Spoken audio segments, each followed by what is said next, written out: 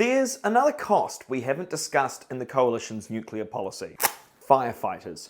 It's well established that modern nuclear reactors are safer now than the ones built in Fukushima and Chernobyl, but you still have to be prepared for worst case scenarios. The International Atomic Energy Agency, which Australia is a part of, has guidelines on fire safety measures for nuclear power plants, and they include a fire station at the reactor and a support station off-site. So 2 stations for each of the 7 sites. How much will that cost? Well, the United Firefighters Union in Australia has crunched the numbers. It's based its figures off this emergency services station in the ACT, which cost about $45 million. It is a combined fire and ambulance station, so the union apportioned 40% of the cost to building a fire station. That's $27 million. With 14 stations required to safeguard against nuclear accidents, that's a grand total of $379 million. But that doesn't include the cost of acquiring land, so they're not cheap to build. But that's just the start of the outgoings. You need to put some big fire trucks in those stations, plus all the other gear required to contain blazes. The union puts this at $67 million,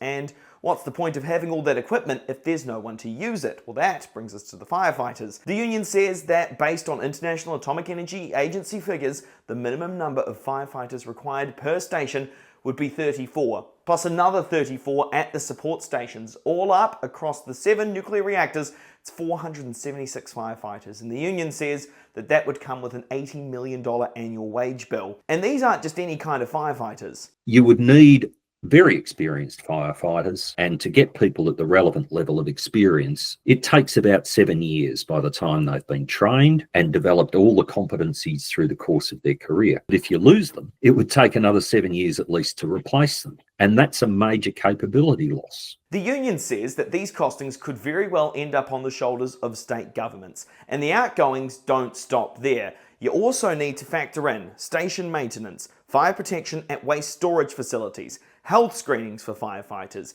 the creation of a training curriculum, and the water required if a blaze begins.